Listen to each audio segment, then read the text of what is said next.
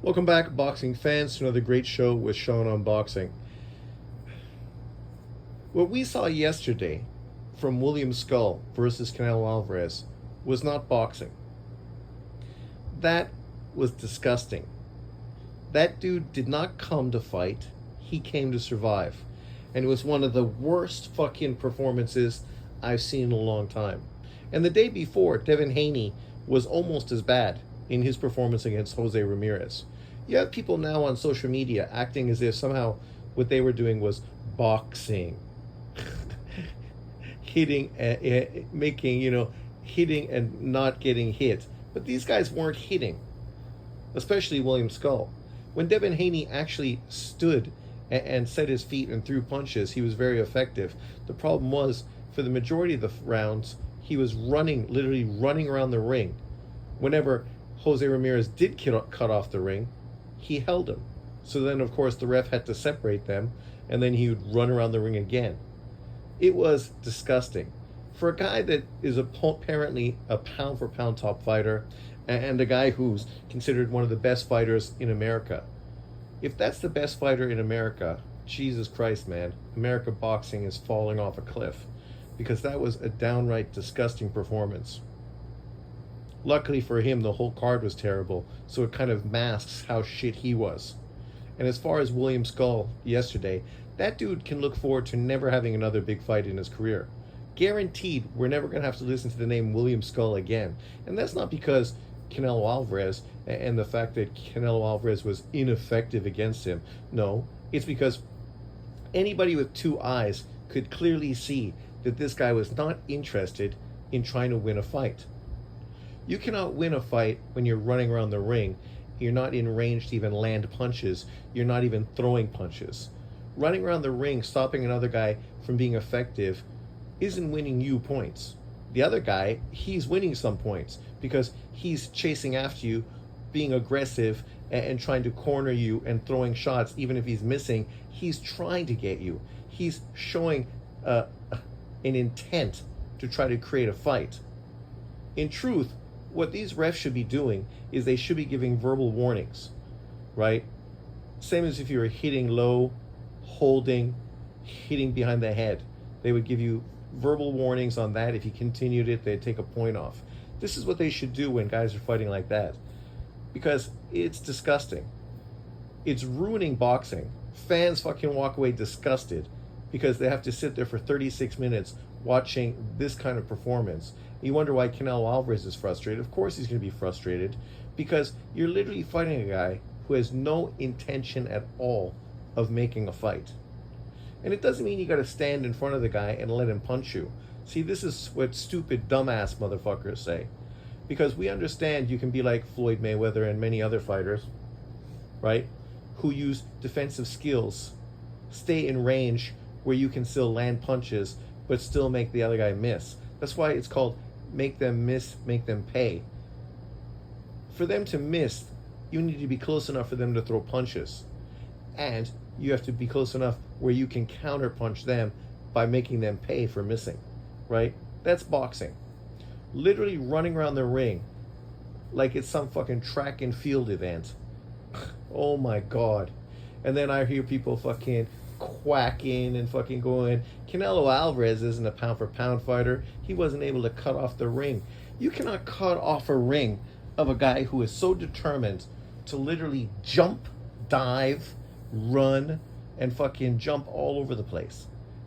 What he's doing is easy to do, right? It's the easy thing to do. Me being in the ring with Mike Tyson, literally running around fucking the sides of the rings, feinting left, feinting right, and then jumping out of the way. That's easy. What would be hard for me to do is actually be in range where I could step in and actually punch Mike Tyson and still avoid Mike Tyson's punches. See, that would be death-defying. Me running around the ring like a fucking punk, that would be easy. I could do that tomorrow against Mike Tyson. Would I be as effective as William Skull or Devin Haney? Probably not. I'm much older than them, and I'm not nearly as fleet of foot as I used to be. But literally, that's what they're doing. That's not boxing. You don't need to be a great boxer to do what they did yesterday. You could have some parkour fucking dude in the ring, and he could do the exact same thing that Devin Haney and William Skull were doing. And people would say, oh, look at those boxing skills. What do you mean boxing skills? The way you're moving, you're not even in position to throw a fucking jab. You cannot throw a jab when you're literally running around the ring. When Ali used to circle around the ring, right, he would be in position like Larry Holmes and other great fighters to flick out his jab consistently as he was circling you in the ring. So he's circling you, getting you turning, and then boom, hitting with your jab, boom, hitting with your jab. Even if he's not hitting with your jab, the jab is still out there, making you know that something potentially is coming your way, right? And then when he did stop, boom, boom, boom, boom, boom, 3, 4, 5, 6 punch combination. That's not what we saw from these guys. Like, if you think somehow fans are supposed to be entertained by these kind of performances, you're full of shit. Even you don't believe that. Because you're not going to sit there and say William Skull fought crap, and then, of course, fanboy for Devin Haney, which I know many of these guys will. You know, they'll be critical of Skull, but then they'll be all over fucking Devin Haney's performance. Whereas the expectations for Devin Haney are much higher than they are for a William Skull. Devin Haney's a guy that's considered a pound-for-pound fighter. William Skull is a guy that was gifted a fucking title by the IBF, right? Sanctioning bodies literally put that guy in a position to get a Canelo Alvarez fight. It wasn't Canelo picking and choosing that guy, because everyone knew what that guy would do in the ring. We all knew this Cuban fucking guy, Cuban style, meant that he was going to run and try to survive and make the fight as boring as fucking possible. And that's exactly what he did yesterday. For Canelo, you guys can moan, groan, bitch, and complain. He's got a fucking Bud Crawford fight in September, and he's going to make $100 million, maybe more, on that fight.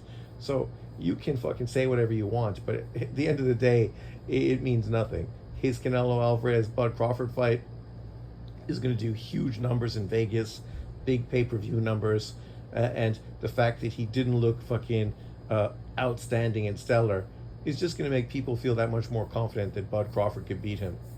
As far as Devin Haney, man, that dude will be lucky if fucking Turki Al-Sheikh offers him another big payday.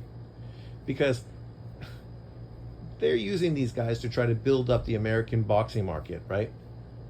Thinking Tio, Boots, Ryan, Devin Haney, Shakur, these guys are young, they're the American boxers, we can build around them. But unfortunately for the majority of them, they're fucking shit. They don't have the personalities to build around, and they definitely don't have the styles to entertain people. The performances yesterday from fucking Tio, Haney, and Ryan were fucking pathetic. Pathetic. Shakur, we've seen several performances from him that have been terrible. Obviously, we just saw Tank Davis' performance against Lamont Roach, which was fucking abysmal as well, and shows the guy doesn't even know the rules, right? Boots, coming off of some piss-poor performances, but obviously his last performance against Stanionis was spectacular, right? It's not unusual for guys to have bad performances. It's just when it becomes the trend that this is what we expect. How are you going to market that when people expect you to go out there and put on a shit performance? Based on what Devin Haney did on Friday, nobody's interested in seeing him rematch fucking Ryan Garcia right now. Nobody really wants to see him fight fucking Rolly Romero. So who's that guy going to fight? Boots Ennis? Good luck. I hope he fights Boots Ennis, and then we won't have to worry about him anymore after Boots Ennis knocks him out, right? Like, literally. Like, there's not much available to him because he's not showing any need. We didn't see him fight for a whole year. Nobody missed him. It wasn't a big deal. If he wouldn't have fought this year, nobody would have cared. It's kind of like Errol Spence fucking being out of the game. No one really gives a shit that him and the Charlos fucking haven't been fighting. Don't matter. We've moved on to new fighters. The same thing's going to happen when fucking Tank Davis retires at the end of this year, when Lomachenko retires at the end of this year. If Devin Haney never fucking fights again, nobody's going to care. There's a whole new crop of fighters, more exciting, and potentially putting on more exciting fights moving forward. But, you know, people will say, oh, this is hating on black American boxers. This has nothing to do with color or race. It has to do with fucking boring ass fucking style. You could be white, Asian, Latino, black. If you fight like that, literally running around the ring, not trying to engage, where I could literally stand in the middle of the ring with my eyes closed, my hands down, and I don't even need to worry about getting hit because you're so busy fucking circling on the outside of the ring. You couldn't fucking hit me even if you tried. There's a fucking problem.